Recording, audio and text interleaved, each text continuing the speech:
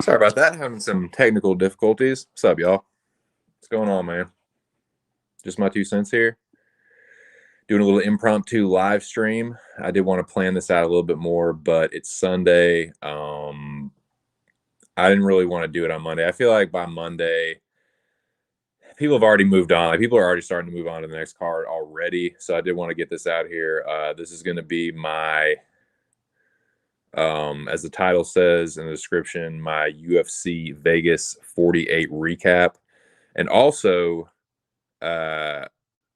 Arkansas's Mecca season 6, week 2 went down, and I want to recap that briefly and more just, I'm not going to like go through the whole thing in great detail, but I do want to highlight kind of the key events and key moments from the stream last night and kind of just give you my thoughts on it. So that's what the stream will be about. It's not, I don't think this is going to be an incredibly long stream. I did do a little bit of homework before. Well, not homework, but I did a little preparation and I put all the banners up and shit. So I'm going to try and breeze through the card itself as quickly as possible. And hopefully this should streamline a little bit.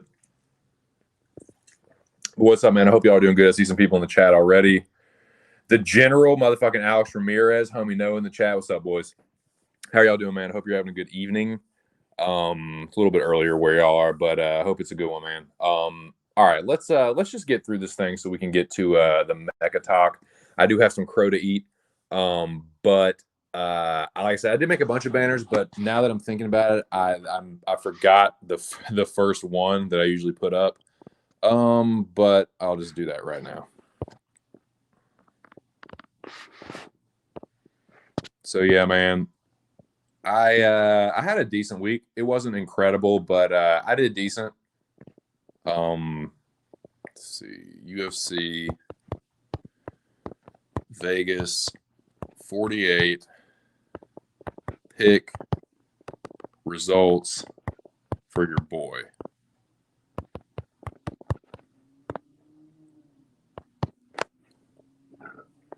Excuse me.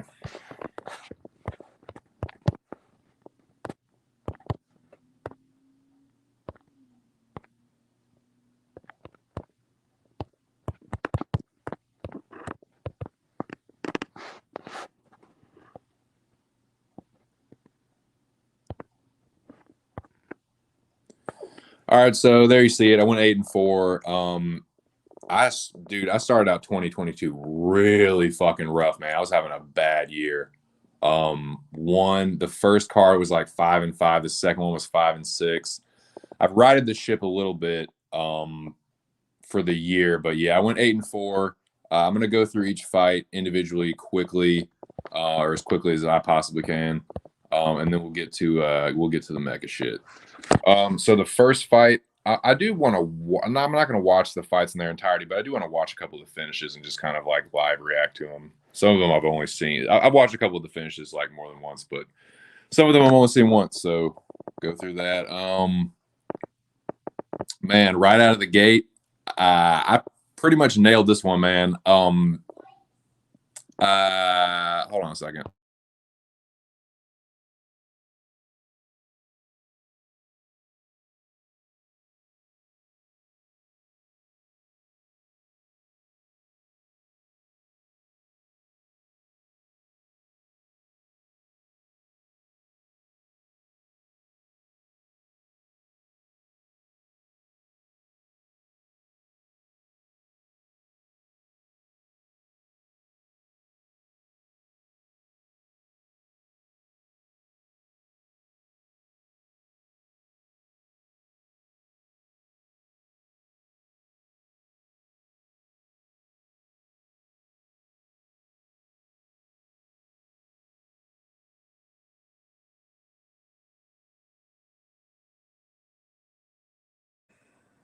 Sorry.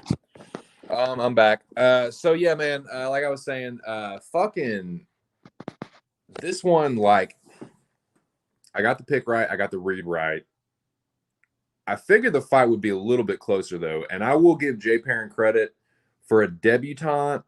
He had a decent amount of pro experience, but he was tough, man.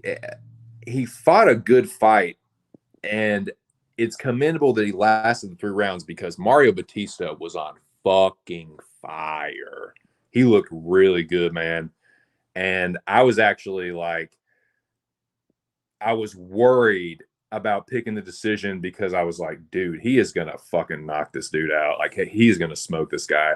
So credit to Perrin for hanging tough because if he wasn't a decent fighter that like had a like if he was dude, if he was like a 4-5, like a 5-1 or like 6-2 fighter, I think he would have gotten fucked up and knocked out. But I think he will beat some people like some outs like just outside the top 15 maybe, but Mario Bautista, I can't remember. I can't remember if Bautista's ranked or not. He might not be, but that's a pretty tough ask for your first outing. Batista does have a good like a decent amount of UFC experience, handful of fights at least. So but I tell you what, man, like he looked so much better than I originally thought he would. I thought this fight would be way closer. I was worried about Batista getting clipped. But you know, he's only been knocked out one time. Like I think this is kind of like this narrative that Batista is like really chinny or something. I don't think that's the case, man. I think Trevin Jones just hits really fucking hard. So, man, Batista looked really fucking impressive. It was kind of a Mystic Sense pick because I fucking nailed the decision, but yeah, it was a great fight, and I'm honestly kind of surprised that that Perrin was able to hang for the to make it the distance or whatever.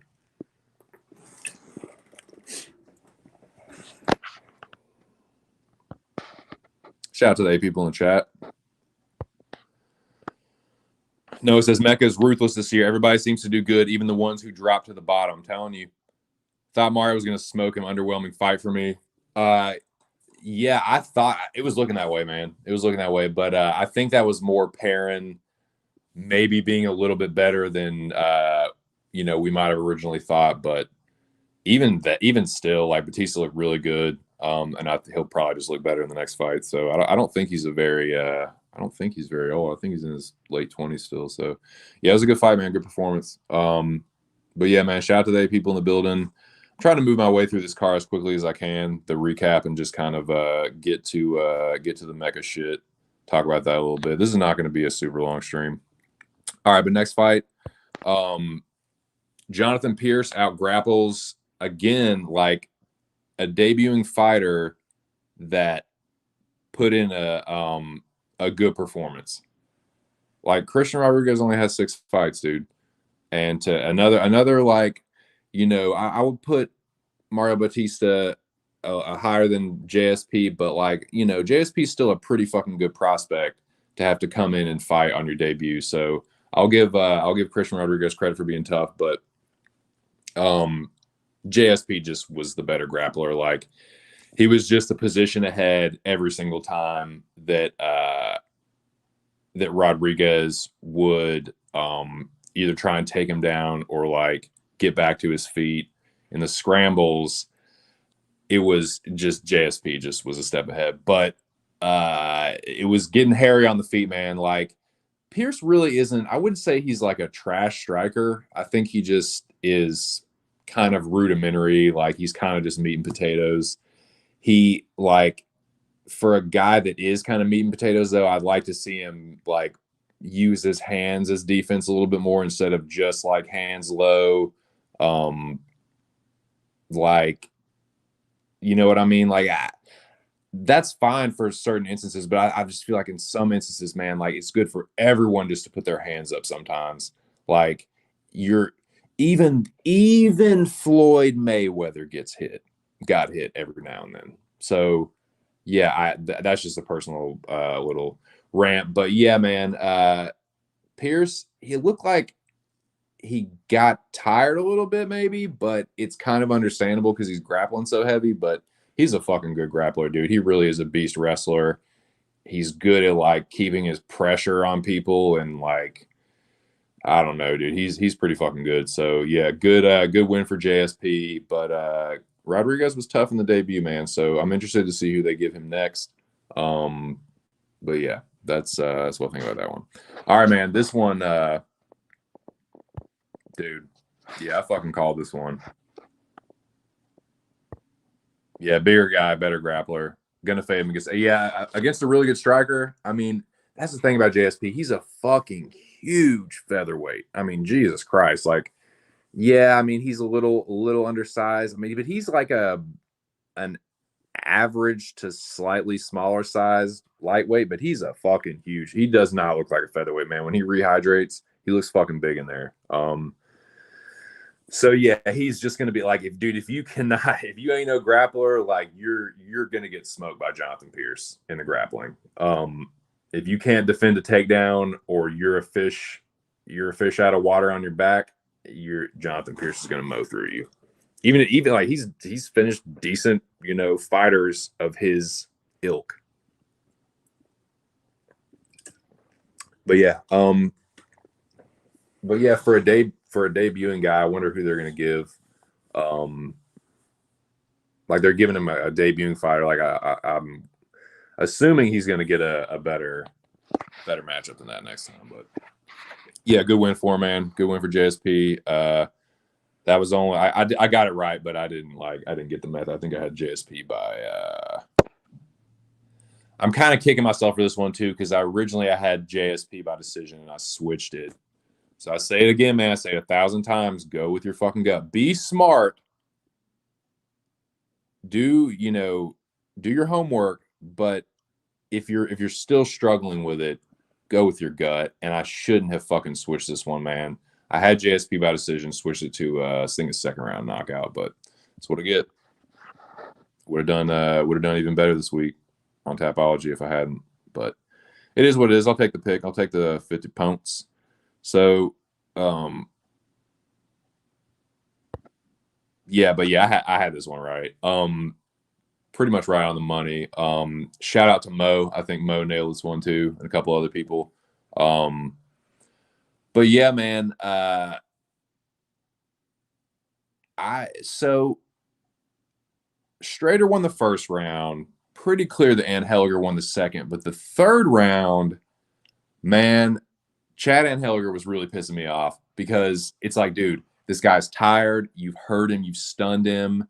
Like he is there for the taking, and he was just like waiting back for him, like bouncing on the balls of his feet, and I was getting really fucking frustrated, dude. I was like, God damn it, Chad. I was like, please go out there. Do not fucking lose a close, like sketchy split to this guy when you got him pretty much right where you want him.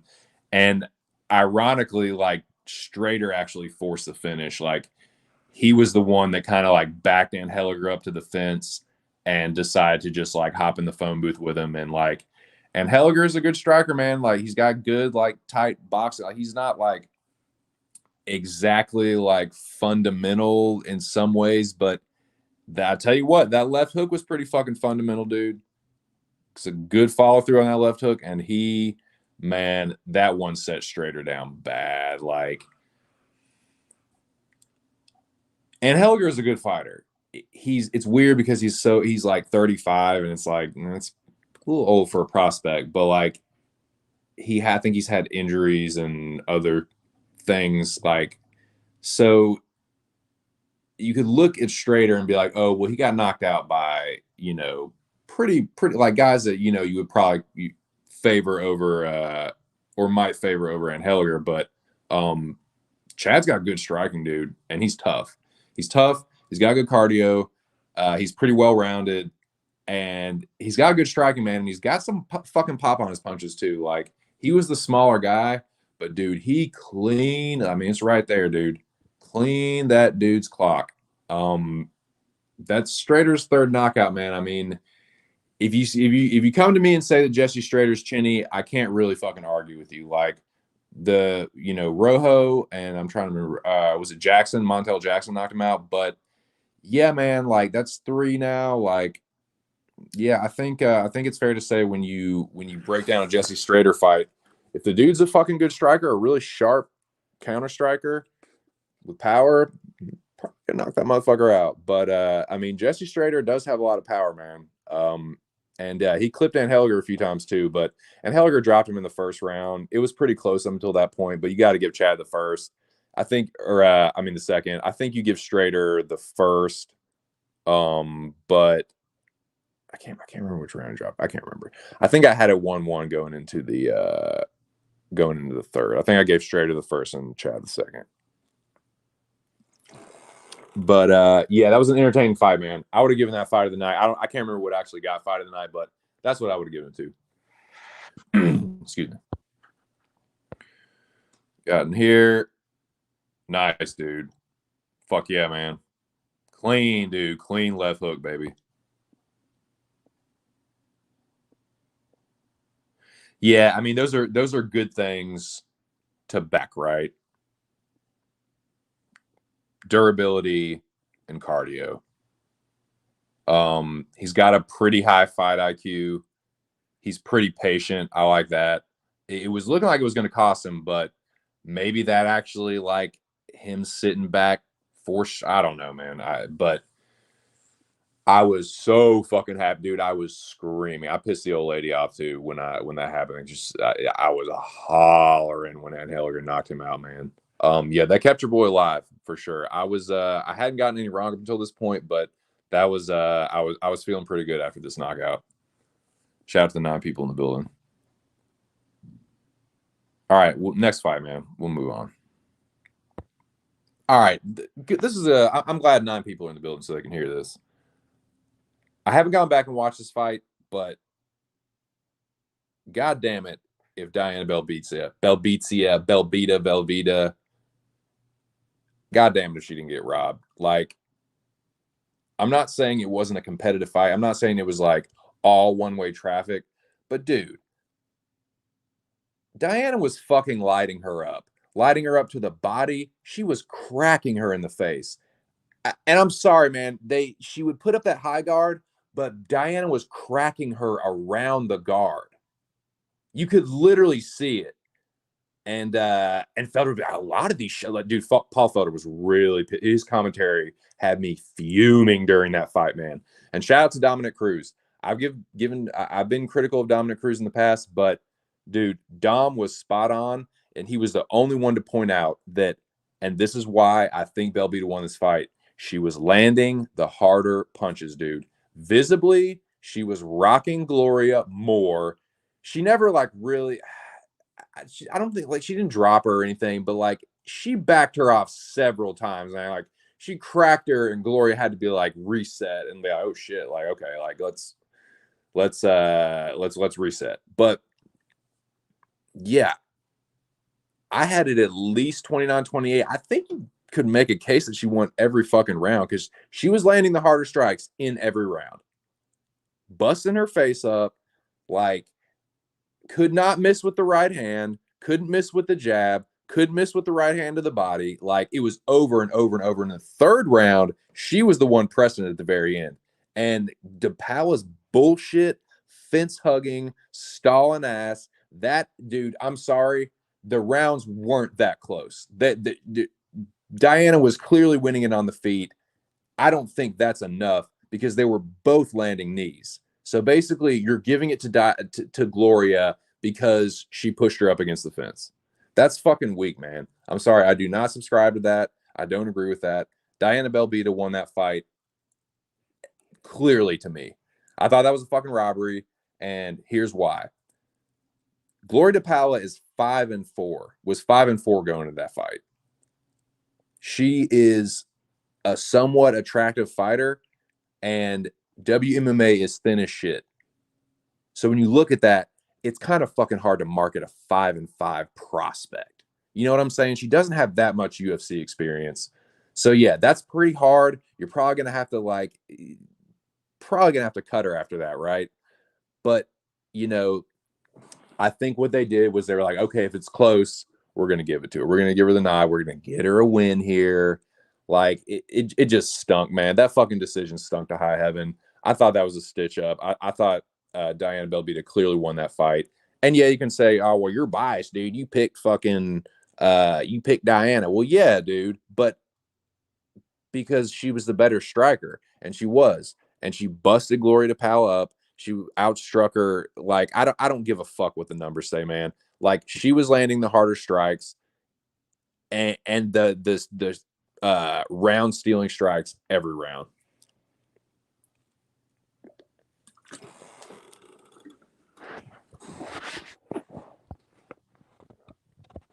Yeah, I didn't think it was that close either. Yep.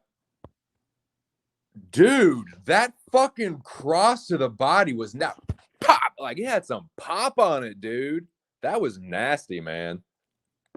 Seriously, dude. And she like a couple of them, Gloria was like, oh fuck, like she fucking pop her in the body, man. Yeah, that one pissed me off, dude. That one really, really irritated me. Because I thought, I was on the right side of it. So with that one, yeah, I'll eat a half plate of crow. You know what I'm saying? Because on paper, technically, if you're gonna pull the scoreboard thing, yeah, I got that wrong. So I'll eat half of that crow, and the rest of it you can fucking eat yourself because that was a fucking robbery, dude. Shout out to the 11 people in the building, man. All right, moving right along though. Moving right along.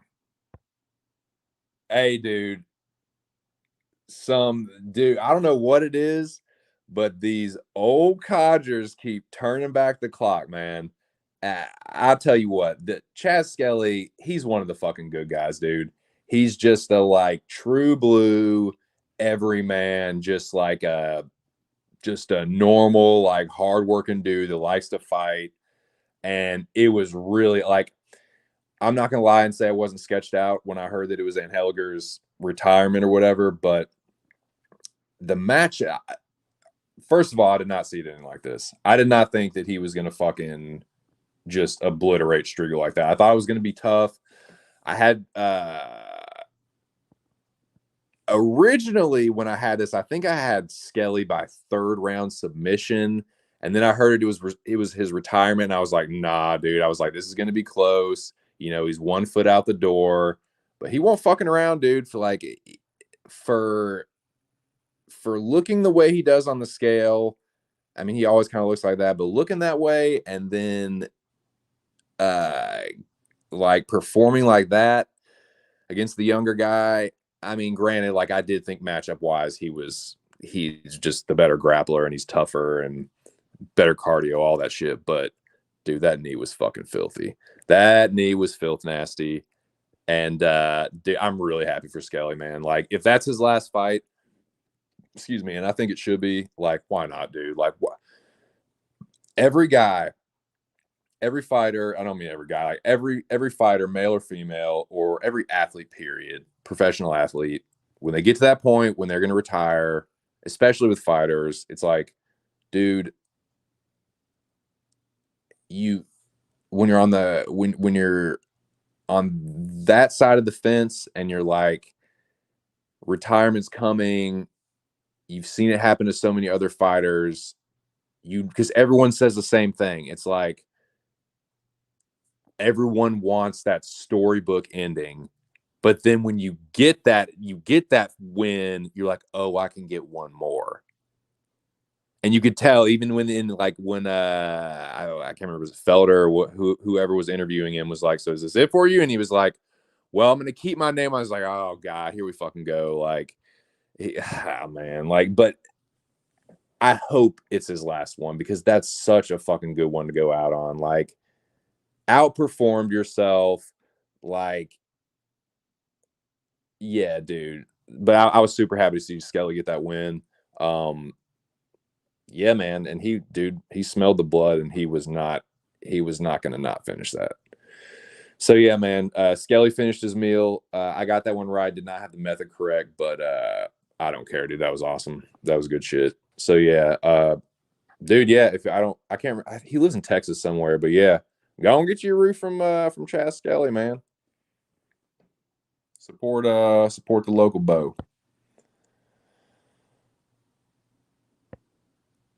I know, man. You lurking motherfuckers, dude. Linger. I know. Don't be shy now. Talk to me. Yeah, yeah, I agree.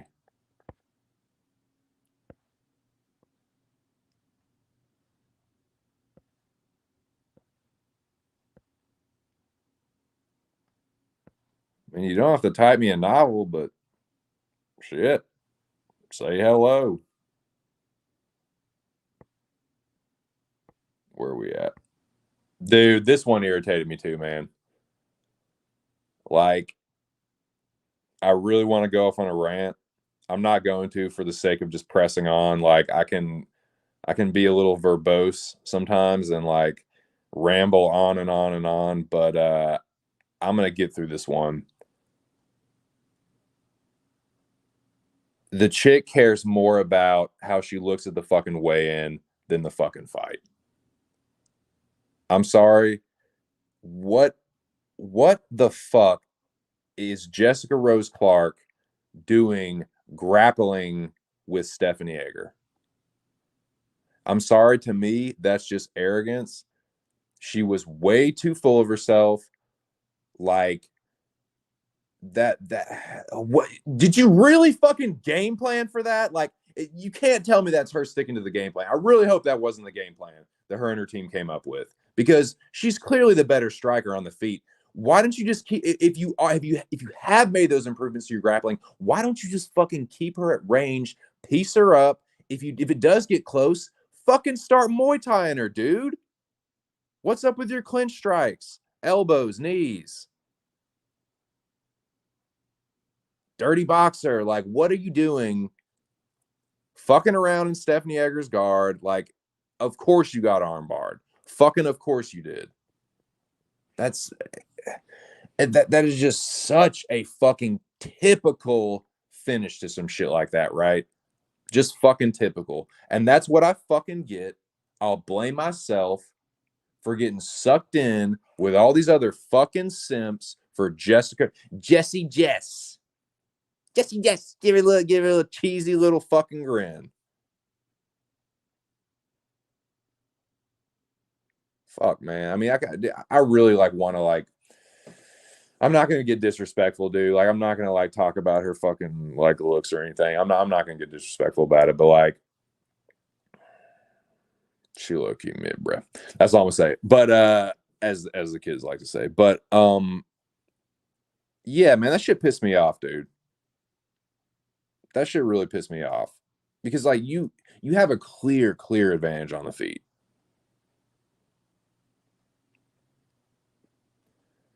Shaking my fucking head.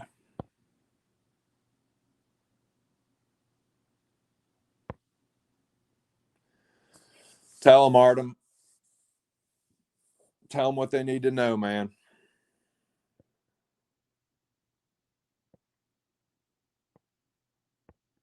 Yep.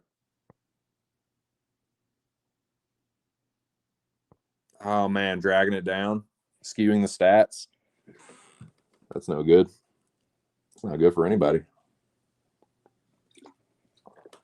Um, where are we at, boys? I want to wash the taste out of that fucking bullshit that bullshit out of my fucking mouth, dude. That should really piss me off. Yeah, good job, Jesse. Jess, real fucking smart. You cared more about your fucking Harley Quinn look, but you cared more about your fucking cosplay than you did about winning the fight.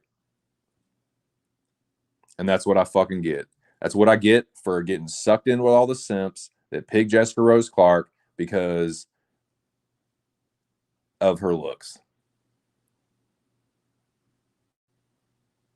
I'm not saying she's ugly. She's cute. I bet it worse. But what I'm saying is she's not as hot as people say she is. And she wears a lot of fucking makeup, dude. I tell you what, I'm not saying like Stephanie Egger is doesn't look that bad for not wearing makeup. And I bet she looks pretty cute when she does get all gussied up. Jessica Rose Clark looks like one of those girls without makeup. I don't know, man. I don't know, dude. I'm just saying. That's all I'm gonna say on it. I normally wouldn't say it, but that shit pissed me off, man. So yeah, I'm gonna speak on that because that's what it is, man. That's a fucking like that was such a simp pick. That's what I fucking get. Fuck me. Fuck her. Fuck that fight. Let's move on. Oh yeah, do you want to talk about washing a bad taste out of your mouth, dude? Who we buddy?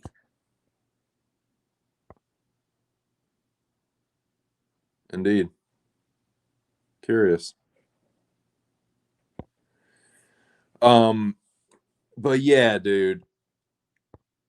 Uh, Fucking shit. Like, this was one that I did stick with my instincts, and I'm really fucking glad I did. It was one of those fights. I saw it initially. I was like, I don't know. A lot of people are on Onama. I think people might be sleeping on Benitez. So I did the tape study. And I did the tape study, and then the the feeling and the just the instinct to pick Onama got stronger. I stuck with it. And when I did pick Onama, I said, no, like this is Benitez, like he what I was trying to do with the pick, what I was trying to like make my case for Benitez, I was like, well, Quarantillo and Sadiq are pretty good. Like, I don't know how Onama would do against them. But then I looked at like look at the fact that Onama just like threw those long combinations, and and he's one of those fighters that like will bite down on his mouthpiece and push through like something like a leg kick, like the thing that Gabriel Benitez likes to throw. So yeah, I stuck with that. I did have some trepidation about going with the first round, like right beforehand, but I'm glad that I stuck with it. So it's like, I see it. It's 50-50. Look at the tape. Oh, yeah. Onama first round KO. Definitely. Then it gets to like right before the fight. I'm like, oh my God. Is he going to knock him out in the first round? Is he going to knock him in the second round, third round? I was like, nope, nope, nope. Don't fucking touch it. I'm glad I didn't. Mystic sense. Bada bing, bada boom. Shake the motherfucking room.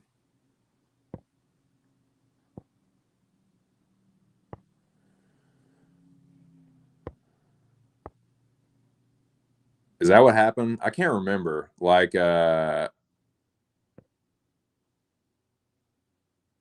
sense versus makeup.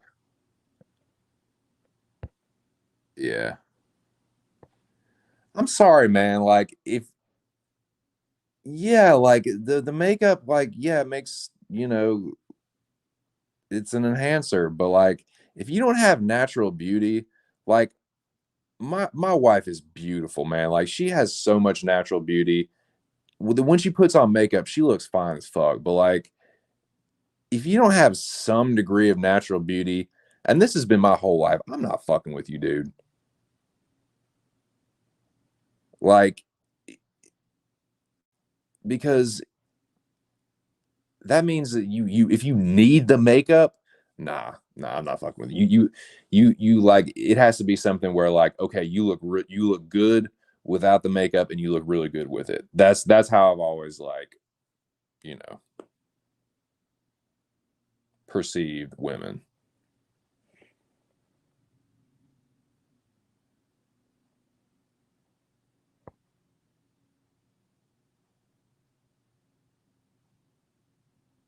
Yeah,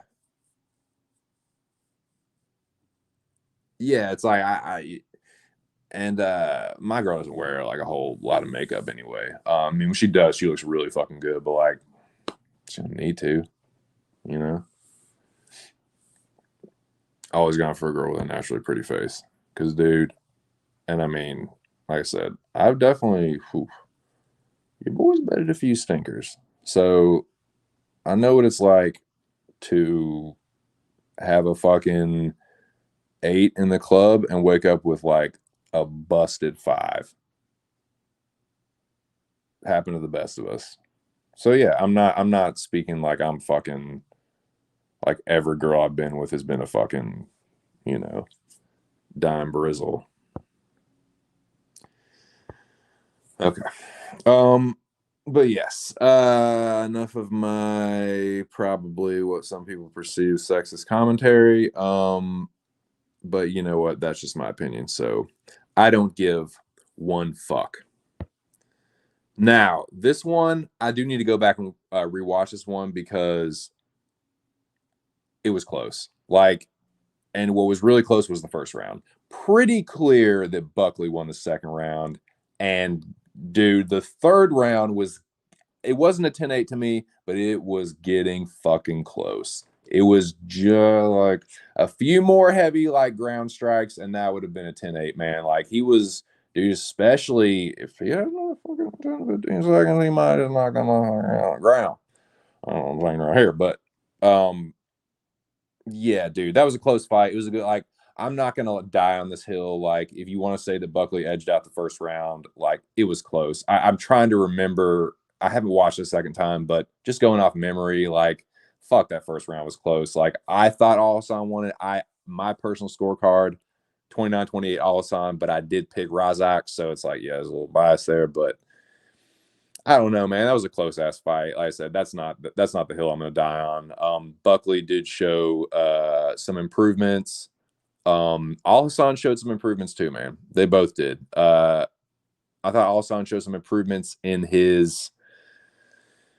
I will say not like his cardio, but I mean, yes, somewhat his cardio. I think his cardio is somewhat improved because he's looked worse than that against worse fighters cardio why like death he didn't completely death gas. Like he was still fighting and grinding and trying to get the finish up until the very end. So I do think his cardio is slightly improved, training at elevation, literally and physically training at team elevation in the mountains there. But yeah, Buckley, I got to give Buckley some credit, man. He did look improved. I think it had anything to do with Dale Brown? Hell fucking no, I don't. But that was pretty cool. It was pretty funny to see him up there, dude. Like, it is kind of one of those like crossover, like Twilight Zone shit almost, where it's like life imitates art, imitates life kind of shit. But yeah, it was that was pretty funny. So yeah, credit to Buckley. I like the crow there. It's notice it's on Capitals, but yeah, it was close. It was really close. And if you say that Buckley edged it out, I don't have a real strong argument otherwise. I have an argument, it's just not a strong argument. What it do, Jabroni Cage? How are you, my friend?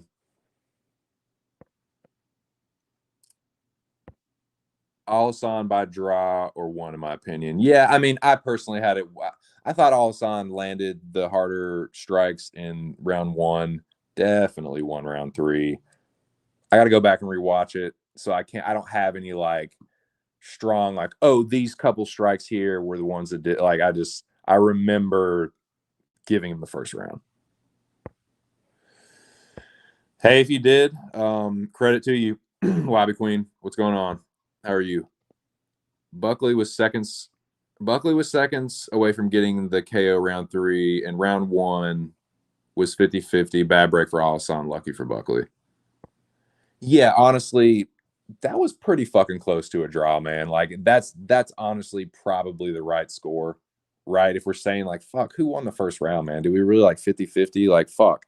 Why can't you just score the first round a draw, second round for Buckley, third round Alasan, call it a draw? You know what I mean? Like, I don't know, man. I fucking hate a draw too, but that's really what it was to me. I didn't see a whole lot separating those two guys. Thought they both looked improved. Yeah, tough break for Razak for sure. Oh yeah, we about to talk about that, Bobo. Oh, I did some old switching. I didn't switch any picks, but I switched methods that could have given me an even better score potentially. In fact, I know potentially. So it is what it is, man. As Big Moy says, we move on to next week. But I got a couple more fights to talk about on this one, and then we'll get to the Mecca discussion. Shout out to Mr. Arkansas, man. Shout out to everybody that's been participating in the Mecca, all the Meccas, and this season in particular, man. This has been a crazy fucking season so far. And yeah, man, shout out to Ark, dude. That was a great fucking stream last time. I'm gonna talk more about it here in a minute, but yeah, that was a good one, dude. Parker Porter edges Alan Badeau. I got to give Badeau a little bit of credit, man. He looked somewhat improved, and he didn't quit. That was the biggest thing about it. He didn't fucking quit. whether you want to say Porter, didn't really have the kind of threat on the ground or really the kind of ability to make him like death gas in the first round, like some of the other guys he's fought have, or don't have quite like he ain't no fuck up. Obviously, Parker Porter isn't Tom Aspinall. You know what I'm saying? So like, that's not really a fair comparison. But I'll give Badeau a little bit of credit for surviving.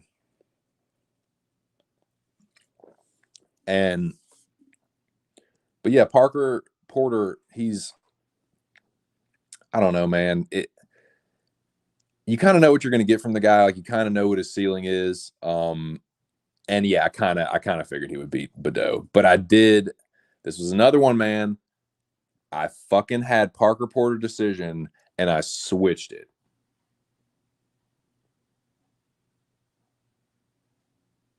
And I blame myself.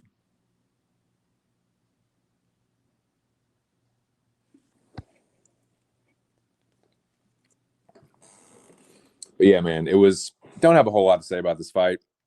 He edged him out with the grappling. Badeau, I think it was the second round, was really starting to bust Porter up. Looked like he busted his nose up, broke his nose maybe, but Porter is and was the overall better fighter, better grappler, or stronger wrestler for sure. And yet was able to just will himself into the takedowns and yeah, got a pretty clear 29-28. Excuse me. So yeah, good win for Porter. Got that one right.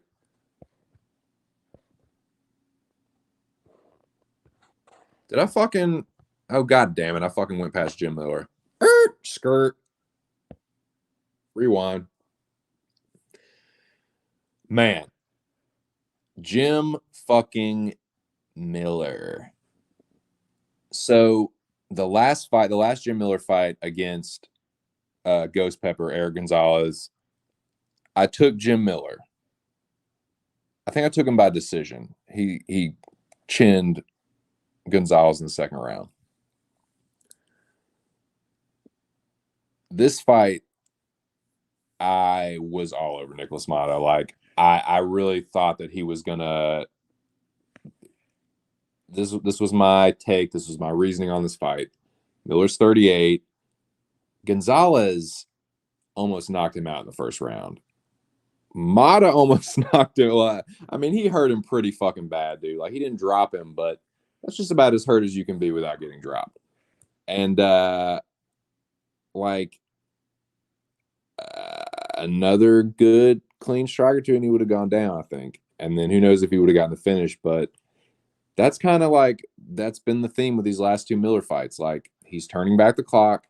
He gets hurt early and then gets the finish in the second round. And it's been by knockout twice, dude. Brutal knockout. Like, he's fucking smoking these dudes. Crazy. Like, it's just not the narrative around Jim Miller is like and this is I fell into this. I've been pushing this narrative. He's a one-round fighter.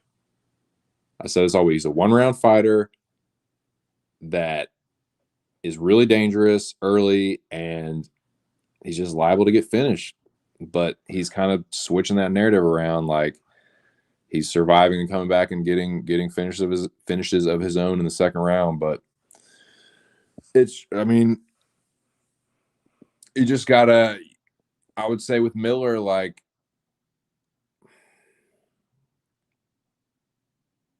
it's weird because I can say this with confidence. You give Miller a guy that's a step up from one of those guys, he's going to get knocked out. I feel pretty confident about saying that. Like, Jim Miller's tough. He's only been finished a couple times, but if you're getting really hurt by like guys like Nicholas Mata and Eric Gonzalez, no disrespect to those guys, but those are like guys that have just they were debuting fighters. You give him a step up from that, he's probably going to get chinned or finished. And like, he lost to Joe Selecki. Mata knocked out Joe Selecki. Like, Mata definitely hurt him. So like, I would say this is what I would say. I would say be careful, tread carefully picking Jim Miller in the future, because Whether it's a great performance, I'm not trying to take anything away. I'm not trying to be salty, but like it's he is on the way out. He keeps saying he's going to make it to UFC 3. No, he's not making it to UFC 300. He's going to get finished a couple times between now and then. And that's probably going to be it. But hey, man, he turned back the clock. He fed me a big old plate of crow, and I will happily eat it, man. Jim Miller is another one of those, like Chaz Kelly. Like he's one of the good guys. Like he's a good dude. He's humble. He's respectful. Um, he's a good fighter, man. He's an Iron Man, dude. Most UFC fights in history. Jim Miller. But yeah, that's my thoughts on it. That's my 2 cents on Jim Miller. Frustrating, but it is what it is. Got to eat the crow. Got to do it.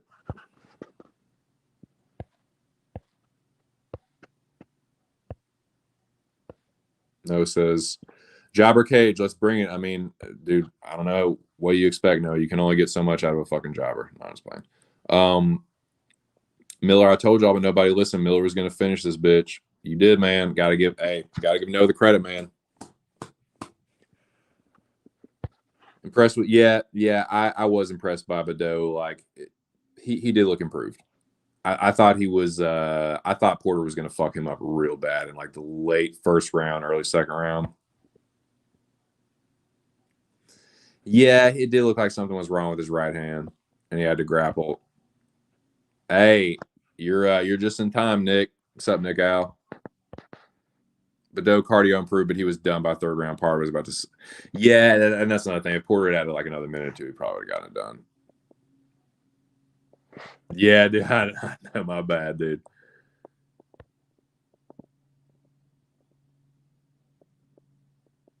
Uh, what did I have? No, I had Porter by second round TKO. I thought I was gonna knock him out. No Chin Mata, you did, man. You did. Yeah, Mata. That's what Mata's what like third or fourth knockout. Yeah, but it's like you can only give Jim Miller. I put it to you like this: if they want Jim Miller to make it to UFC 300, they better not give him much more of a step up from those guys. You know what I'm saying? Like you can't start giving Jim Miller like ranked lightweights. He's gonna get finished. I mean, he almost got finished twice by debuting fighters. You know what I'm saying? Like another punch or two here and there, and Jim Miller's got 2 knockout losses in a row. You know what I'm saying? Like I would just tread carefully with Jim Miller from here on out. Because a lot of people are just going to be like, "Oh, it's Miller all day, no matter what." It's like maybe,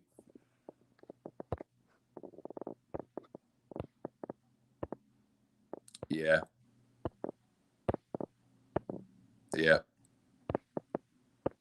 yeah, yeah. Oh, I mean, he's definitely on the sauce. Yeah, yeah.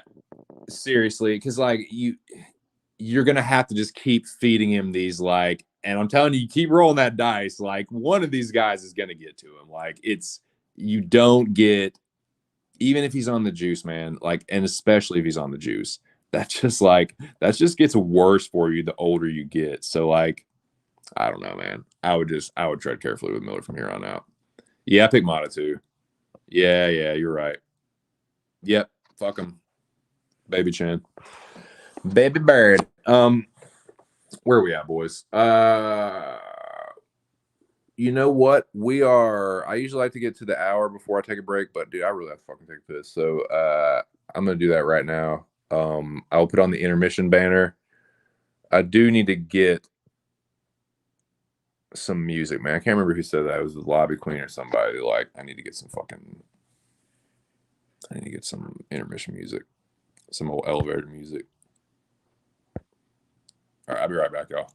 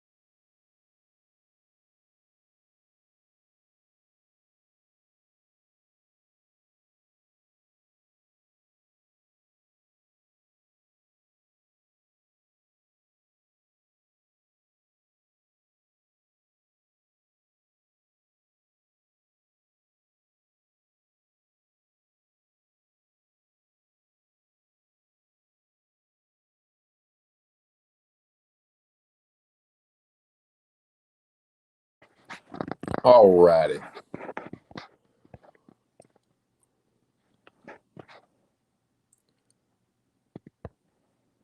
You must sit in silence and wait patiently for my return. No, you can, you don't have to sit and wait here. You can turn on a little music if you care to.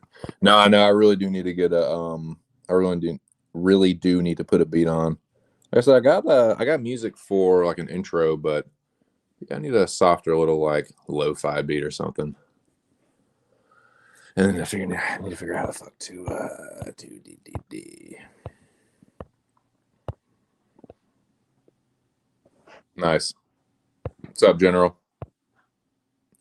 Is Nunez easy money? Josiana Nunez? Dude, I have no idea. I have not looked at next week's card.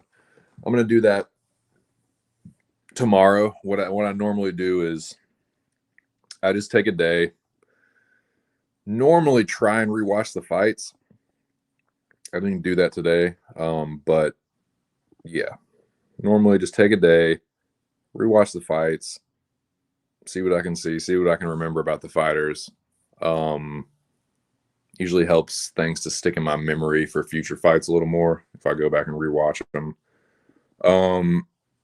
And then yeah, I just take that Sunday and just a little bit of a buffer, and then Monday is when I dive into the next week. So yeah, I'll start that shit tomorrow. Now, where are we? I think we're at the co-main event, right? Pretty sure. Oh no. We're yeah, co-main event. All right, so yeah, Chris Dawkins, man. I mean Kyle Dawkins, excuse me, Lil Dawkins strangles the Nightwolf Jet, dude. 1 second left. Like, might have even been less than a second because they had to check, I think, to make sure that it wasn't like after the bell, but it wasn't. It was inside the distance of that round. But that was crazy, man. Like, and everyone said it too. It's like you're in the apex. If your coaches are screaming, you can hear them. Why aren't his coaches screaming at him? 10 seconds, 5 seconds, don't tap. They know he's in a submission. Why? And they weren't saying anything. Why are you not screaming at the guy? That was pretty wild, dude. I mean, credit to Dawkins, man. He put the squeeze on him and was determined to get the fucking choke before the round ended.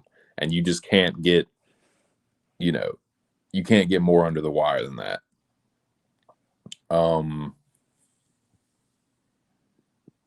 Yeah, Dawkins looked awesome in that fight, dude. And if it stayed on the feet, there was a chance he might have knocked Pickett out because he was looking, his hands were looking nice. And Pickett's not Pickett's a decent striker, but he's not like, I think he's been knocked out before. So, yeah, Dawkins looked awesome. Real interested to see who they give him next. That whole Holland thing was weird. And now it's like, I know Holland has another fight now, but yeah, I want to kind of see Dawkins start to put some wins together and see who they give him. Like to see a decent step up from Pickett in his next one. Cage says Nunez likes to throw and bang and constantly moves forward. Missed it. Nunez was even money now. Was even money now minus 200. Next week's card is rough, but you know the names. Party wishes Herd messes it up. Yeah. So that does bring us to the main event, and then we'll get into this Mecca talk, boys.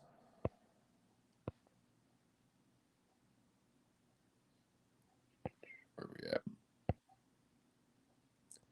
Sweet dreams, Johnny Walker. God damn. Like, whew, a lot of mercy. He was dead, dude. Like he was knocked completely unconscious. There wasn't like a stoppage. That wasn't like he was going out like flashing. No, the right hand. Hold on a second.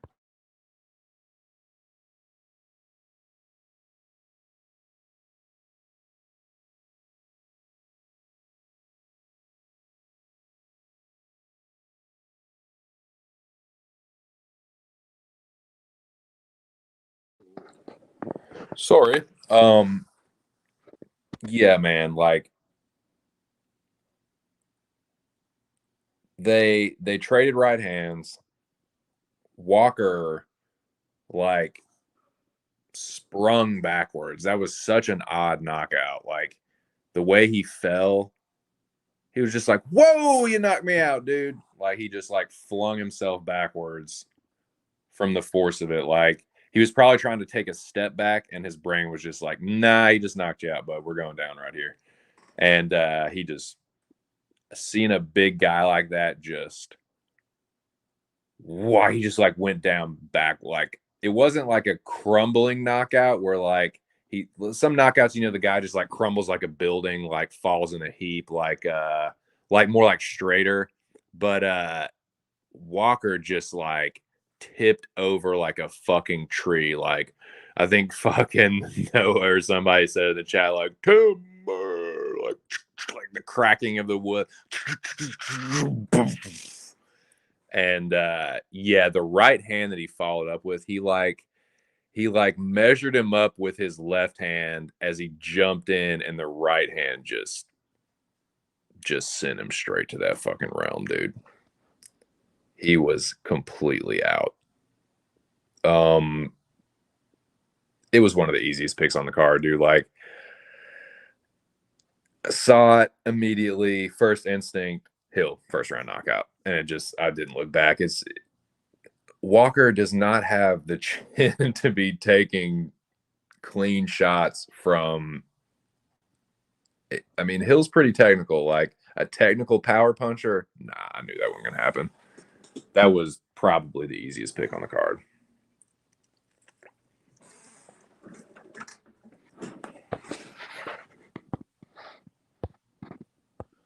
Oh damn, yeah, yeah. You forgot about your Brazilian parlay, but um, that's the card, boys. So let's go back here.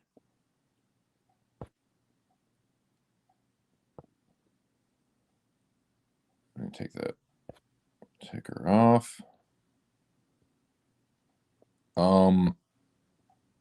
So yeah, now we can close this chapter of the stream. That's how I did at UFC Vegas 48. It wasn't amazing, but it wasn't terrible. It was serviceable. My really good picks, the Mystic Sense picks were and Helliger by third round knockout. Um I guess you can say Batista by decision. Like I mean that's not really fuck it, it is. Yeah, I nailed that one. Fuck it.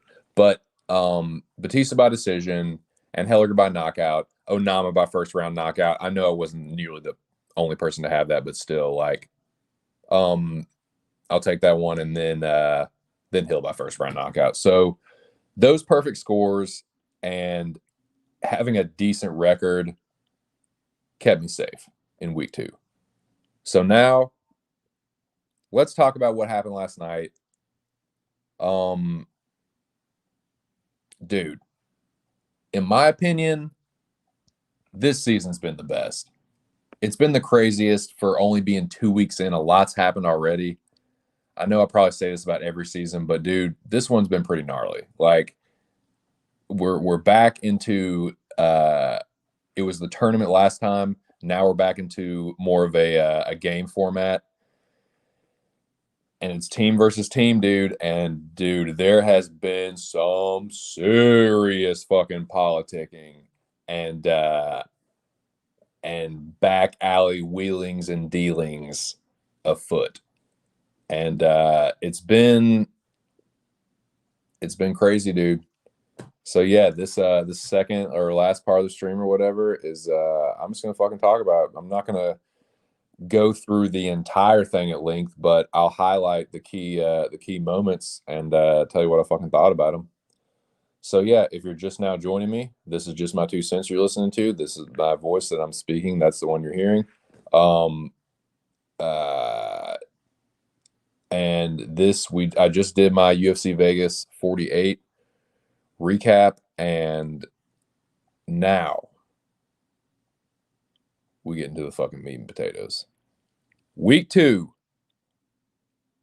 of season 6 of Mr. Arkansas's Mecca competition. Said it before, said it again, I'll say it 1,000 fucking times. This is the most challenging competition mentally and psychologically.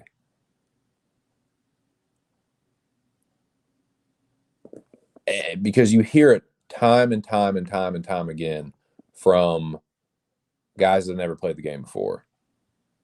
You think it's going to be a certain way, but when you're making your picks, it's not like it's not like making normal picks every week.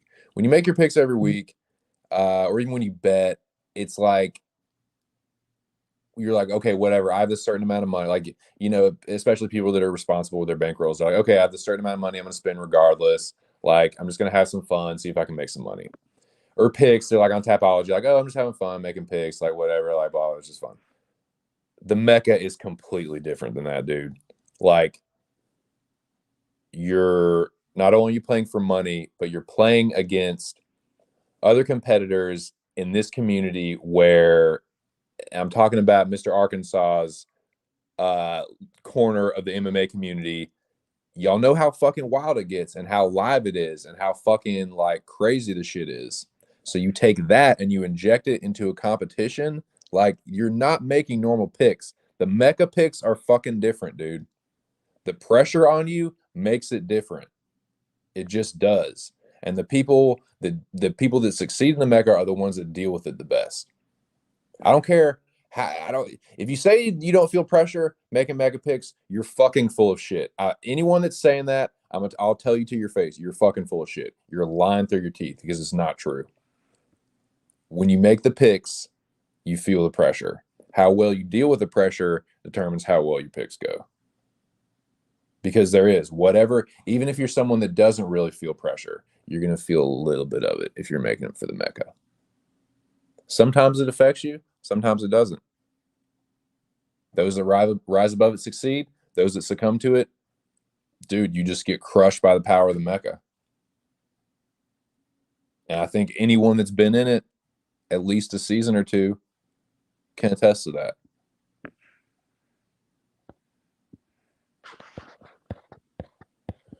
So, I did not make a banner for my score, but I'll tell you that I'll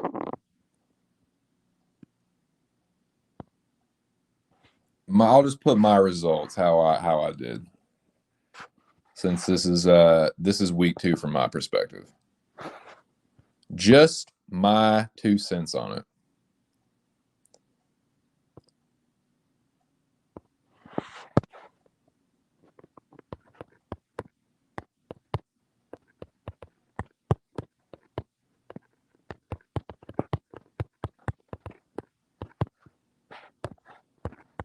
This in real quick. Shout out to the I think there's 6 people last time I looked in here.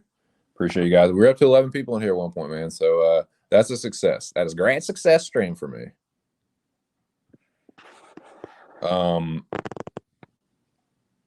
Let's see, 590.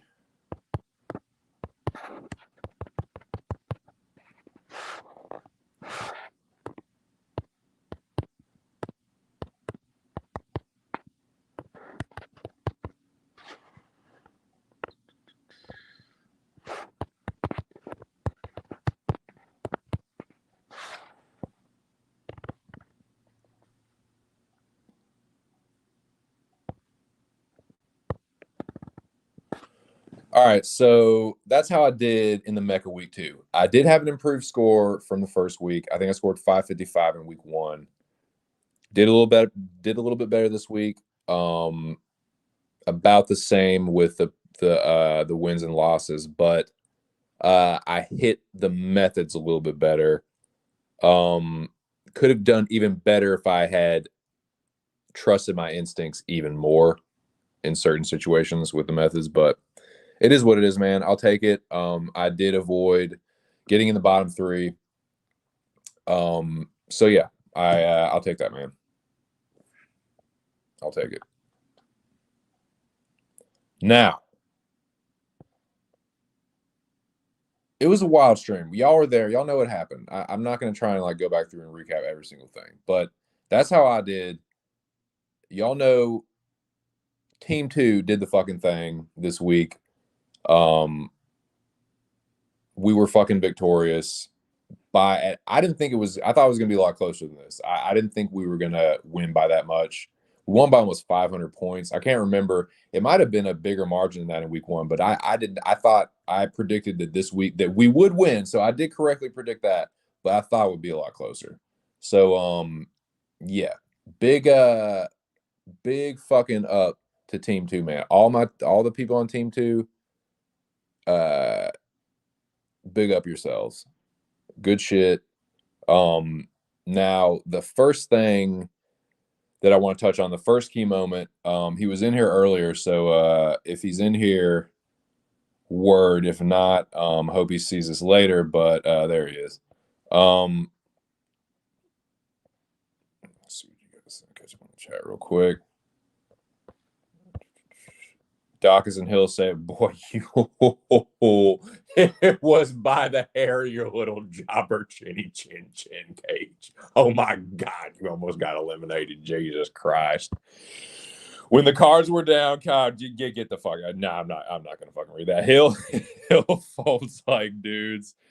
No, I'm just playing. When the cards are down, Jobber Cage rose from the ashes and kept his jabroni self alive. Yes, good job, Cage. Yes, we'll get to that for sure. What's up, Brian? Yeah, Mecca baby, let's fucking go. Every vote there's pressure because you never know. You never know, dude. There's so many different factors, man. The only thing that keeps you safe is making good picks, but it's challenging to do that, man. Even if you're good at it. Even if you're fucking good at it, dude. No matter how good you are you good enough? Especially, I think Noah mentioned this earlier, and this has been a constant theme in the Mecca, and it's something that doesn't get said enough. And because I am a skeevy stoner, I forgot what I was gonna say. Just totally gone, just blank. No, it was about the Mecca. No, I will find this. I will retrieve this thought. It was about the nature of the Mecca. Oh God damn it. I can't fucking remember. Man, can't wait to see what Ark has in store. Oh yeah. The twists, man. It was about the twists. I can't remember exactly what it was. Paul Craig grapple. I mean, yeah, if you grapple with Paul Craig, it's gonna happen.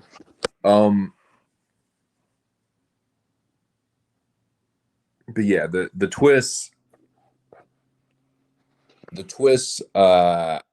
I think the twists are what give the Mecca each season kind of its own distinct like flavor, if you will. You know what I mean? Like it gives it its own kind of like I don't know, whatever. But yeah, week 2 is crazy. The first thing I do want to highlight, the first real crazy moment. Now, I mentioned it before on the last stream. If you've been going into Arc stream, you've been keeping up with this, you already know what I'm about to say. There's a triple threat going into this week, and it was between Nick Alexander, Mac, and Slugger Sam. Because of the crazy and chaotic nature of the Mecca, this just naturally came about. Like, Rush got in hot water with Ark. He managed to slick talk his way out of it. Credit to him. And then Ark decided to keep the 3-way anyway, which I think was a good idea because that's what I like about it too, is like Ark doesn't completely know. He rolls with the punches too. And he kind of like orchestrates the Mecca based off of like the reactions of like what's happening, like how it kind of like he's kind of he's kind of like improvising with like the twists and stuff too. Like he plans a lot of it out, but like as things like shift and stuff, he adjusts with it. So that makes it crazy too, because you truly don't know what's going on, because sometimes Ark doesn't even know like right there. You know what I'm saying? So it makes it crazy. Now, the triple threat. Mac, Slugger, Nick Al. You guys know what happened. Nick survived the triple threat and avoids the elimination. So I just want to say on stream, Nick, congrats, man. I know you like the Mecca a lot. Yeah, Nick is a threat, man. I wish he was on team two. I'll be perfectly honest with you, dude. I was hoping there was gonna be some way that he would end up on team two, but he's on team one. He's a fine asset for team one. Y'all should be lucky to have that man on your team. But yeah, man, congrats, dude. Welcome to the fold. Welcome to the fucking Mecca, man. Season 6. Welcome back, I should say. It's what, your third season? Because wasn't season 4 your first season, Nick? Season 4 and then 5 and 6, or was season 3? I can't fucking remember. I don't fucking know, man. Shout out to the 10 people in the building. We got double digits again, boys. That's fucking tight, dude. Yeah, so Nick survives a triple threat, man. That's another added element of pressure.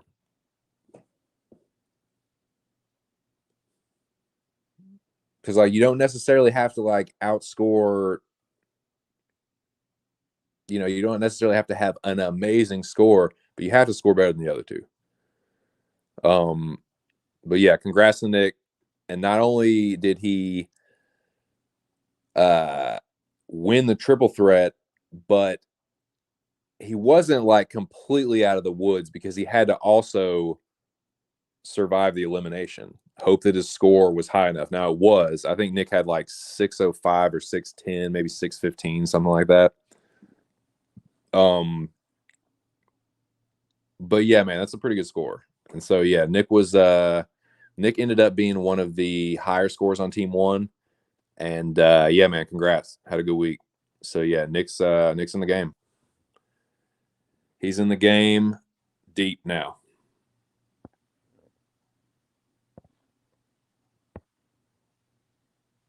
Where is Jonathan Litpix and Saint Drunk? I don't know, man. Drunken, I don't know if he knows that I have a channel, actually, dude. I only ever talk to Drunken in ARC streams, man. Shout out to Saint Drunken Boxing. Man, saved my life. I'll never forget it. But yeah, man, hope he's wherever he is, hope you're doing good, Drunken. I'll maybe put a bug in his ear the next time I see him in ARCs, like the next ARC stream. But yeah, and Bro Picks is, y'all know how old Johnny does. Like he's out and about. He does have a social life, so yeah. Bro Picks is probably, who knows, man. He's probably still working right now, and he has a fucking random schedule. So, but yeah, man. Shout out to all my my team 2 compatriots. Like I said, good job this week, boys, man. That was good shit.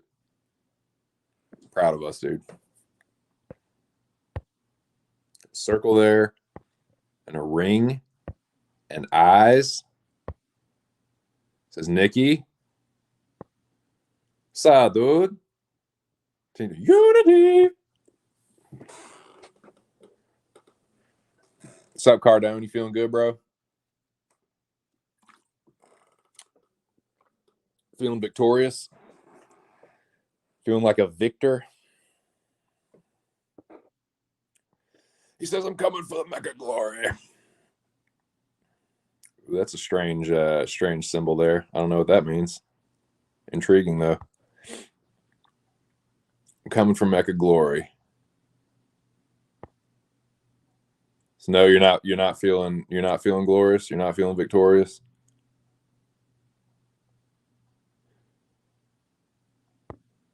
Hey, I like the attitude, man. If you're not first, you're last. First, was it second place, first loser?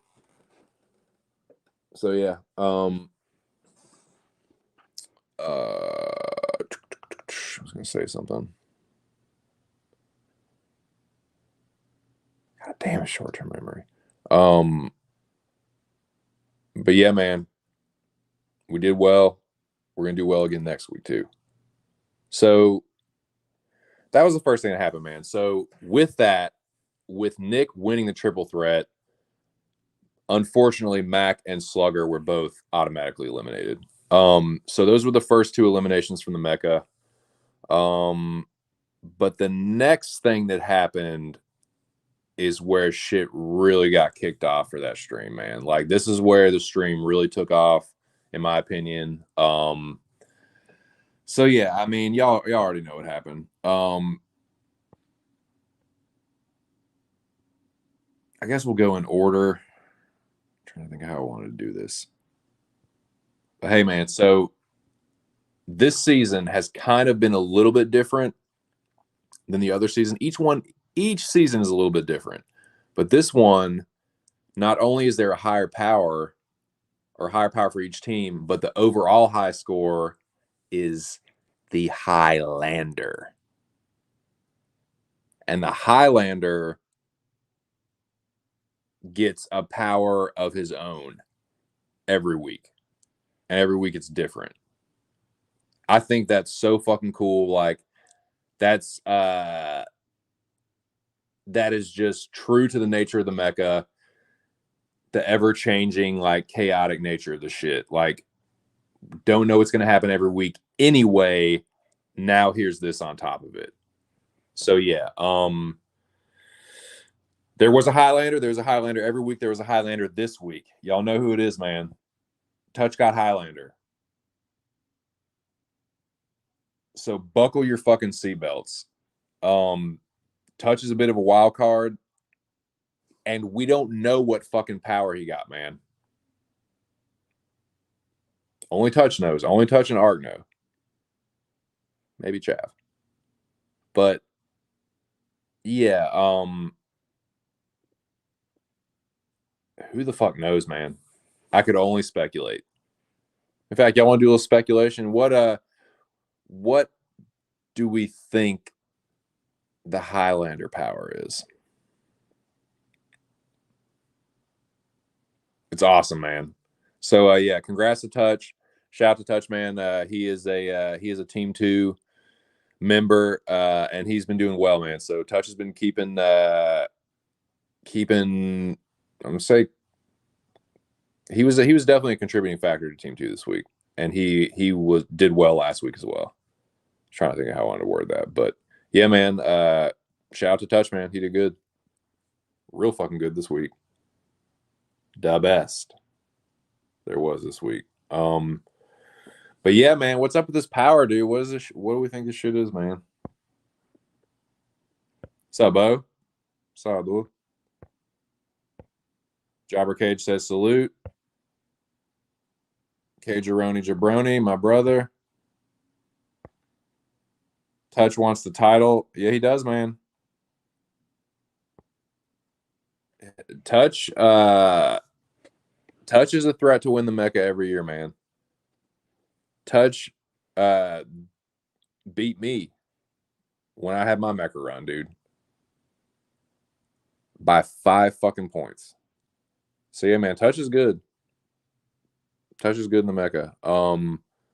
So dude, what is this fucking mystery power? Like because it sounded like you got an option. It sounded like it was you can pick this or that. And if you because Ark was saying if you pick this, then it affects how things move forward then. But because he what was it? It was a suspended power or one to use a later date. I feel like that kind of has some implications, right? Like I feel like you can cross a couple things off the list, maybe. Like I was thinking maybe it's either he can bring somebody back that's eliminated, or maybe like either eliminate someone else that's not in the bottom, or but it sounds like he has an option even still. But I don't know, man. I don't know. I don't know what it could be. But it's probably just one thing, right? If it was between one and another, because Ark said he was like, if you do this thing, then I'm trying to remember exactly how it went. I have to go back and watch the stream, but it's really intriguing, man. I think that's got for anyone that's involved in the Mecca, anyone watching the Mecca, that's the $65,000 question, dude. What is this mystery Highlander power? So yeah, only Arc and Rush and Touch no, I would think.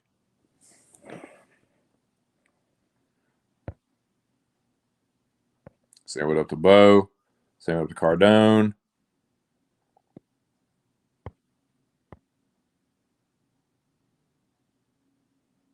Bo said I never scored less than my opponent in a head to head, but Touch did give me my only tie. Nice. Yeah, Touch is a good predictor. So yeah, dude, I think it's probably something like that. I think it's probably like either I would say it's either the power to save himself from an elimination or the power to save somebody else, maybe. But who knows, man? I like the variety and the fact that it's a different choice every week. So that's cool. Cardone says must beat Touch. That's your goal. Nice. So yeah, what's the next thing, man? So yeah, I'm probably gonna go. I'm not gonna go too much longer. I'll probably go for about 2 hours. So like another 30 minutes here. Now, Touch got the Highlander. That was crazy. It like I said, boys, buckle the fuck up because you never really know what Touch is gonna do next. Touch is a bit of a wild card. So yeah, but Ark did say that it was something that he has to use while there's still a certain number of competitors. So maybe that's a clue. Maybe that's a potential clue as to what Touch's mystery Highlander power could be. But yeah, shout out to Touch, man. Congrats on winning that. Sounds like he got an awesome little ace up his sleeve there. So curious to see what that is. And it'll probably get used. In fact, it will get used for certain in the next couple few weeks. So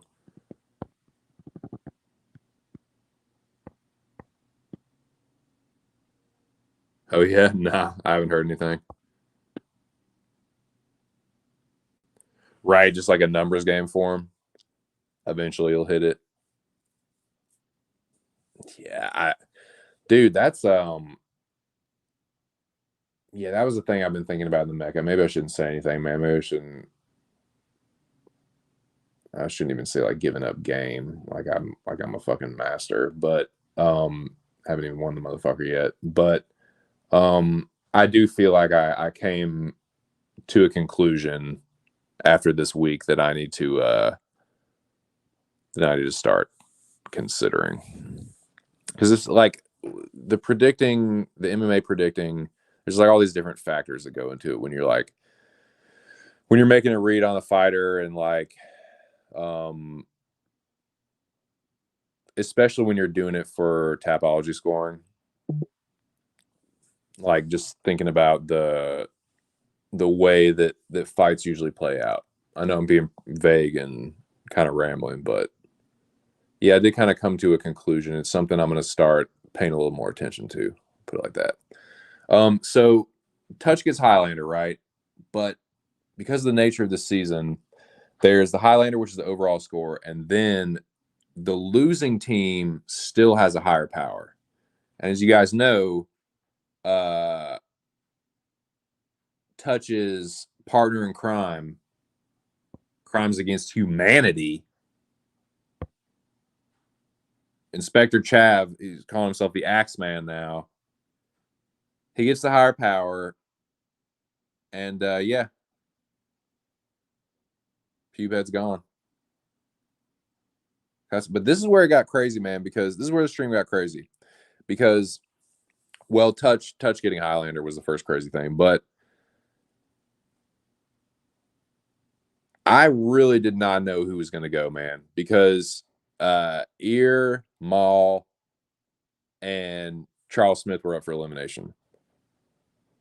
And I mean, y'all know that Ear and Rush have been going at it, and Ear and Chris are like, they're I think they're on like friendly terms, but they've kind of like, I think they've kind of had a checkered past, if I'm not mistaken. I can't really remember, but yeah, I'm pretty sure Chris and Rush have gone at it before in the past, but there was that, and then you got Pubehead. But it was crazy how it played out because and I'll take Chris at his word for it, like that his internet wasn't working right or whatever, and he couldn't get, reception or whatever. But it was funny, man. We were like busting balls, like, oh, dude, you fell asleep. I was convinced for a second. I was like, man, the motherfucker fell asleep. But yeah, no, I'll take him as word. Like I do know that the Midwest is getting hit really bad with some fucking very inclement weather, like ice and snow and shit. So, but it was crazy how it turned out, man, because Rush is there and he is chomping at the fucking bit to eliminate somebody. And like you can just hear him like salivating through the fucking screen. Like he was he was like so hyped up.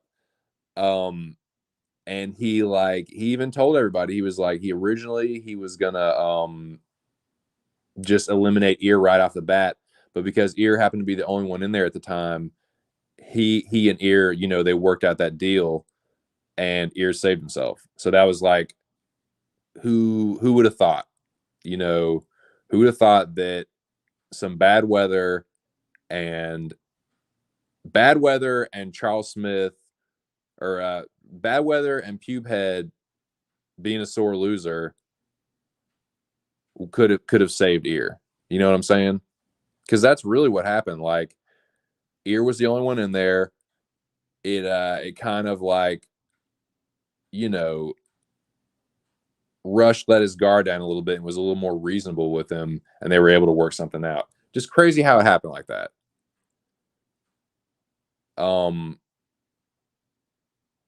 But yeah, like, what's Pubehead's excuse? Like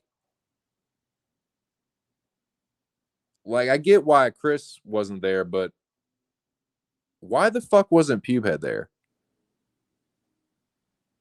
Maul had an actual reason. What was his reason? He just didn't want to. Like, just couldn't face the music.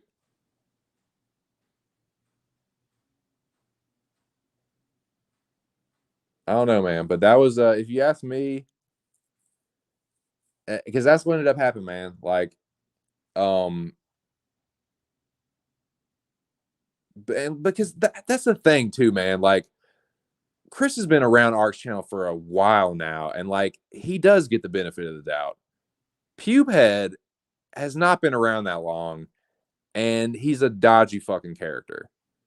So it's like, no, dude, like, so I get why Rush gave him the chop. So that's what happened. Pubehead's gone. That's what you fucking get for disrespecting the general. See ya. Shit was real. And yeah, and then he just fucking no showed. He came in for like, he did the fucking scrote thing where he comes in, he drops one like comment and then nothing. It's like, dude, you don't have to like even say much. Just stand for yourself. You don't even have to come in the stream. Just stand there and just stand for yourself in the chat and shake it on the chin that you got your ass whooped and you had a bad week. It happens, dude. Everyone that's gotten a limit. That's the other thing, dude. And that's why some people don't want to step up in the fucking Mecca. They don't want to put themselves out there because it's what a lot of people do. They talk a lot of fucking shit and they big up and and I'm guilty of it too. But at least I will fucking stand for it. I'll stand for myself. When I have a shitty week, I won't hide from it. I put my shit out there every fucking week. But what happens in the Mecca is you get set the fuck out when you have a bad week. And if you've been running your mouth, like someone else I'm about to talk about here soon, and then you have a bad week, it costs you. And like Pubehead wasn't, I guess, as bad about it as this other dude, but he's still pretty cocky. Like, he's pretty fucking cocky, man. So, like, yeah, and all the shit he was doing, like all that weird shit he was doing, is like, that's just some karma, man. So yeah. And he's not even really that, he's a pretty decent predictor, truth be told, but that's how it goes, man. Sometimes you're gonna have a bad you're not gonna have a good week every single week. And in a competition like the Mecca, that will cost you eventually. So it's not just your picks, especially if you're a mushmouth. Yeah. So where are we, boys? Where are we?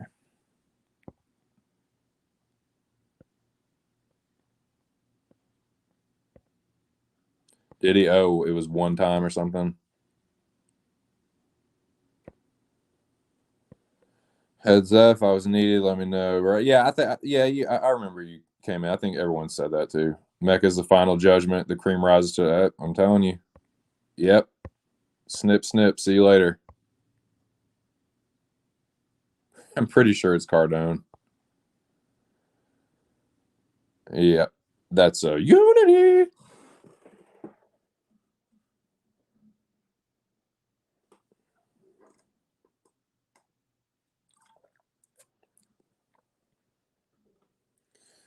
Now, where are we? So yeah, good job, Chav. Cheerio, Inspector. Now, so Mac and Slugger got eliminated, then Pubehead, and then it came to the Team One vote off, and unfortunately, the homie Darth Maul got voted out. But the silver lining is that, and I am looking forward to this, is that Darth Maul will now be a Mecca commentator. So you're going to get to hear his thoughts and predictions and stuff on how the Mecca is going to go down that coming week, and he's going to hype this shit up. I'm actually looking forward to that, man. So shout out to Maul, man. It was tough sledding this season, but I am looking forward to the kind of like Obi-Wan Kenobi rebirth as the kind of like the spirit of the season of the Mecca. And yeah, man, I'm looking forward to that. So shout out to Chris. So, but yeah, that was unfortunate. And then so that was the next one. And then, dude, this last one, I was very happy about it. It's no secret, man. Like, it was awesome. Knife fight in the Gulag, and this was another like little twist that I didn't really see coming, because it was the final six, right? So because of how the teams were shaping up, in order for it to be 8-on-8, there needed to be one more elimination, because there should have been one more. There should have, like, it's basically going off of Rush if Rush had been eliminated. So to balance the teams out, it was one more elimination. And how it went, I mean, you guys know, but for anybody that doesn't know what the fuck I'm talking about, the bottom three scores on each team were up for elimination, but the only people voting on it were those six. So it really was a knife. It's like everybody got a knife. Now, whoever gets stabbed up the most is going to lose. So, yeah, couldn't have happened to a nicer guy,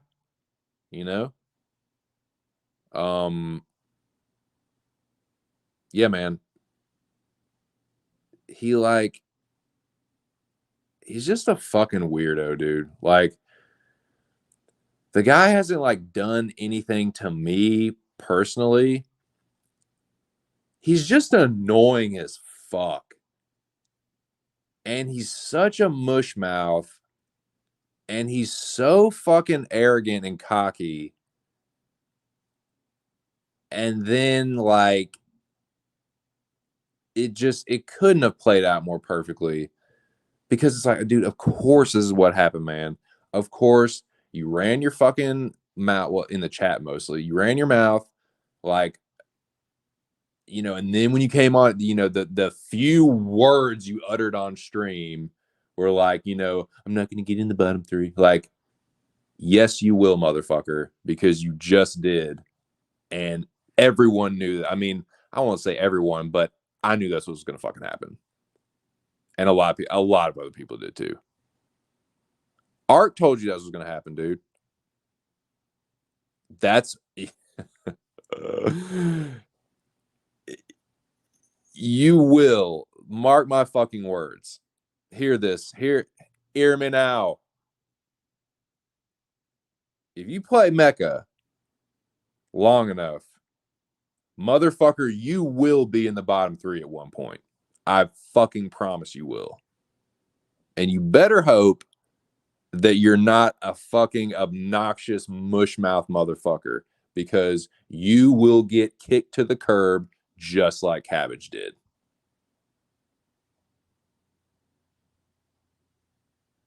I was going to cut even like a crazier promo on Cabbage, but I'm not going to waste my breath, man. I said what I needed to say. He's gone. That fucking weirdo shit is washed from the Mecca. He was incredibly annoying, and now he's gone, and it's awesome. So yeah, fucking rejoice. Glad to get him off the team. Yeah.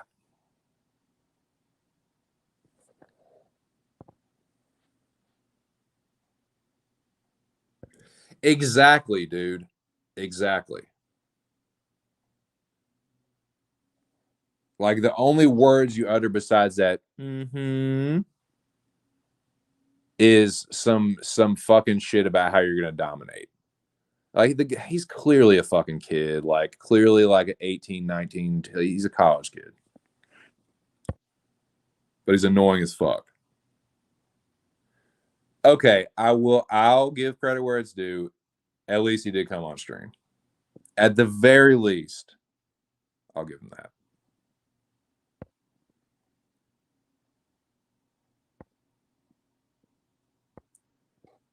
I hope not.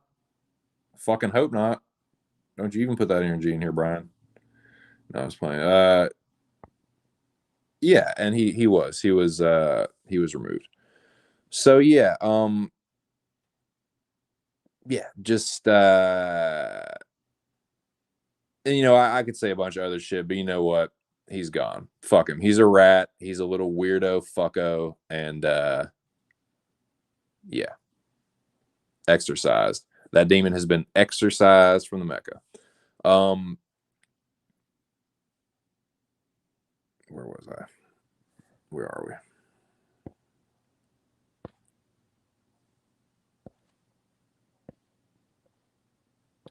So yeah, these are the teams now, boys. So there were 4 eliminations, man. It was a kind of a brutal Mecca, dude. It was kind of a bloodbath.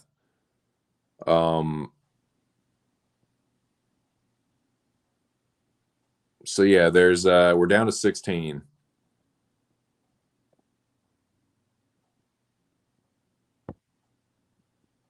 Those are the teams, dude. So Ear survives. Jabroni Cage survives by, like I tell you, dude, just the hair on his jobber chinny chin. Like, yeah, he got lucky, man. Crazy. Good job though, surviving Jobber Cage. Homie Noah, Bab, Bo, Zach Johnson, Inspector Chav, and the newly minted Nick Alexander. That's team 1. Team 2 is Rambo, Cardone, the patron Saint Drunken, Jonathan Lip picks, the Highlander touch, General Alex Ramirez. Yeah, boy.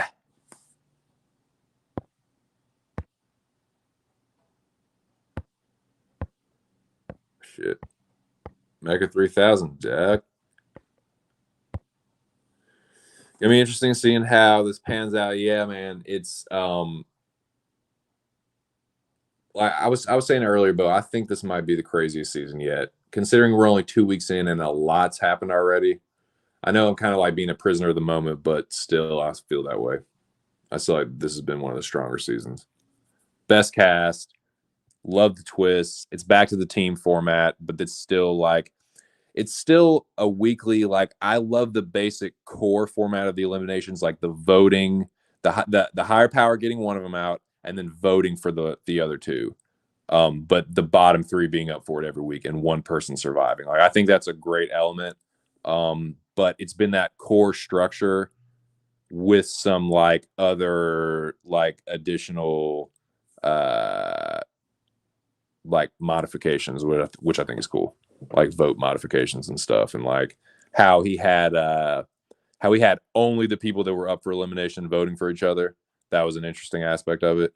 And yeah, how the Highlanders getting a different power each week, and how it's like some of them are mysteries. Like you don't know like what kind of fucking like ace Touch has up his sleeve, but it's something.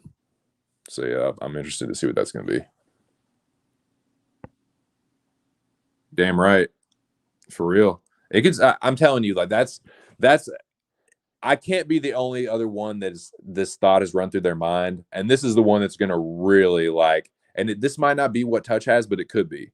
But someone else could end up getting this at some point, and it's the one where you can eliminate anybody.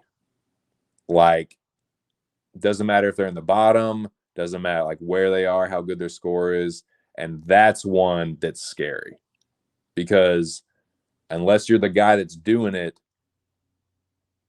it's like Russian roulette, dude.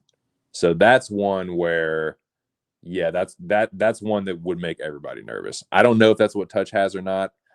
I'm guessing it's not because it was an option. Like that's a pretty big one, dude.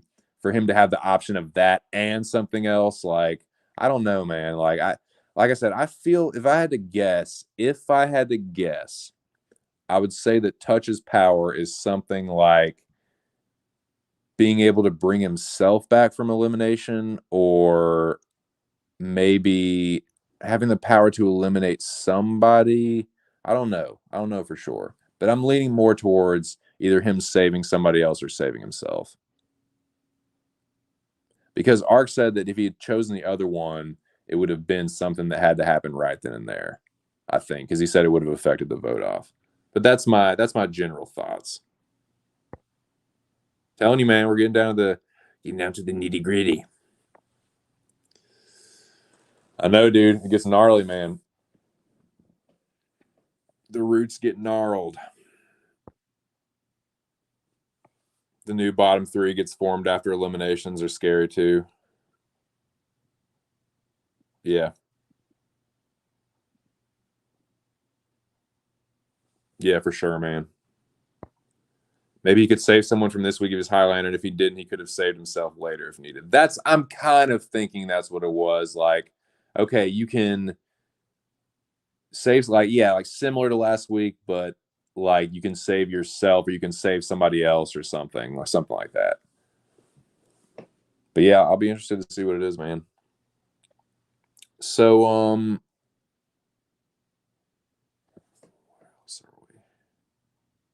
where else are we? What the fuck kind of comment is that? Where are we? That's what I meant to say. All right, man. So those are the teams. That was pretty much week 2. I managed to stay out of the bottom 3, so it is nice to be able to relax a little bit and just enjoy the stream. Because, like, I can tell you from personal experience, is if I had to put a number on it, the number of times that I've been on the chopping block, it was season 1. It was like at least once. I think it was twice. I think I went for elimination twice in season 1.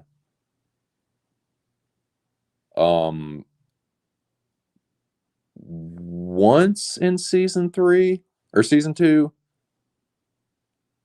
Yeah, probably if I had to put a number on, I'd say like 4, 5, maybe 6 times. It's been a couple times, dude. And this last one was fucking hairy. For real. Like, you just don't know, man. You don't know how the vote's gonna go. It's fun. You're dropping down into Pandora's box. Because and what I was the point I was trying to make was you can't really kick back and enjoy yourself during the stream because you're worried about getting eliminated. You're like, is this going to be it? And it's not real. You don't really have a whole lot of control over it. So it's not like you can just like, oh yeah, like you can say like it doesn't bother you. Like you can front and be like, oh yeah, I don't care. Like whatever. I'll get eliminated. You fuck it. Like everyone that's in the Mecca gives somewhat of a shit about it. I'm not saying like everyone is as hardcore as like me or some other people that hype it up a lot, but like, dude, you care. You're just lying if you say you don't. But yeah, when you're up for elimination, when you know you had a shitty night and you're on the chopping block, you can't relax, dude. So it was nice to be able to like breathe a little bit and like I hate like seeing people I'm cool with get eliminated and people on my team go, but like it made it a little bit more relaxing, and so it was nice to it was still intense, man, but at least I wasn't like having heart palpitations and shit. But yeah, dude, it was a really good stream. I felt like that was an awesome Mecca stream.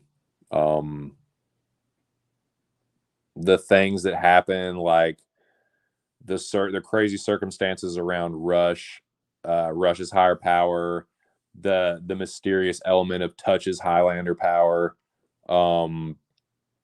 Like there were there were 4 eliminations. So yeah, it was a brutal Mecca, man. Brutal week 2. Tomorrow I'm gonna start looking at the card. I'm not gonna do it tonight. This is the day of rest. I'm gonna fucking chill. I started watching Black Hat again, and I like it, and I'm gonna finish it.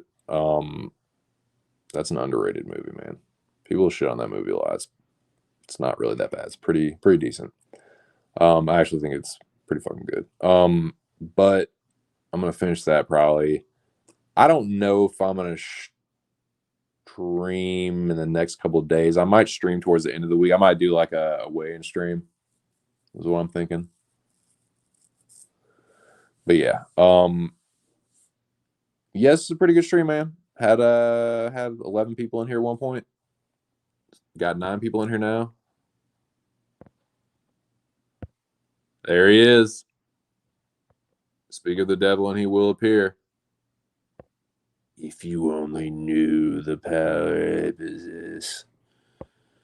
It was, man. The Zoolander. I'm a hot little potato. All right, Mugatu. Well, I think I'm gonna get out of here, boys.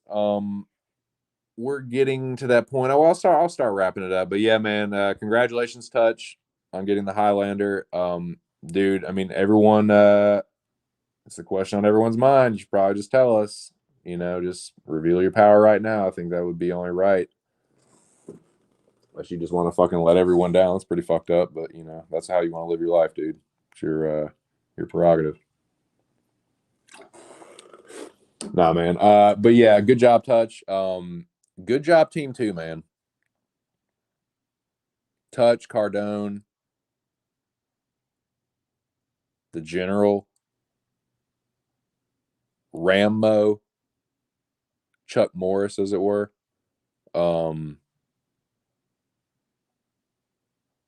Jonathan Lit Picks. Hey, dude, he survived a bit of a scare too, man. Yeah, old Lit Picks was down in the bottom three on team two, but we emerged victorious, so he was able to avoid most of the incoming fire until the very end. But yeah, he managed to survive as well. Um, so yeah, man. Team two is resilient. We were victorious. I believe we will be victorious again in the coming week. Um, like I said, I'm gonna take. I part of me wants to look at the card, but like I do feel a little fried from the week. The card and Mecca, and I just want to when I go to look at these fights for the first time, I want to have a clear head, or a clearer head. So yeah, but I do appreciate everybody that stopped through. Like I said, 11 people were in here at one point. I can't remember every single person, but you know who you were. Usual suspects. I don't think I had anybody new. Um, yeah, the newest person I can think of is Lobby Queen. But they've been pretty regular. So yeah, man, shout out to the usual suspects, dude. I think Lobby Queen, you can throw yourself in there. But yeah, man, good stream. Good fucking stream. Had a pretty decent week. You know, nothing spectacular, but good enough to continue on to contribute to the winning week. So I feel good about that. It was a higher score than I had last week. So I feel like that if nothing else is a contribution. And I look to improve on that as well. My goal is to break 600 this week or get as close to it as possible. I think I can do that, man. 590. I've scored over 600 before, so I think I can do that again. Yeah, let's fucking go, team two. Let's not let off the gas, man.